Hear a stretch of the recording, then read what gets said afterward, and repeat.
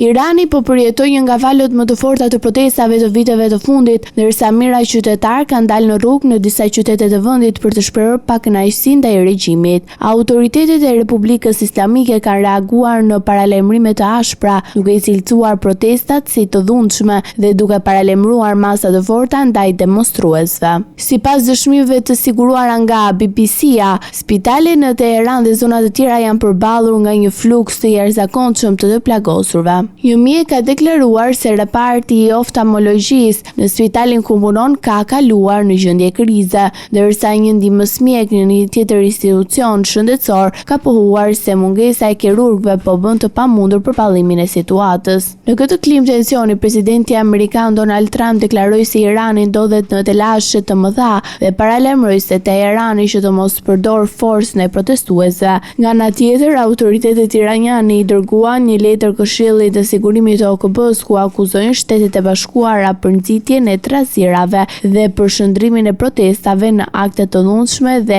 vandalizim të përhapur. Sipas organizatës Iran Human Rights, në Seli në Norvegji të paktën 51 persona, përfshirë 9 të mitur, kanë humbur jetën nga nisja e protestave, ndërkohë autoritetet iraniane raportojnë një bilanc më të ulët për 21 viktimash, mes tyre dhe antar të forcave të sigurisë. Për shkak të ndërprerjes së internetit në mbar vendin, Irani është shkëputur nga bota për më shumë se 24 orë, duke bërë të vështirë verifikimin e plotë të situatës në terren. Pamjet e pakta të shpërndara tregojnë zjarre, përplasje në rrugë dhe thirrje kundër regjimit. Protestat nisën si reagim ndaj devalvimit të monedhës, por tashmë janë shndruar në kërkesa të hapura për ndryshim politik dhe fundin e regjimit aktual.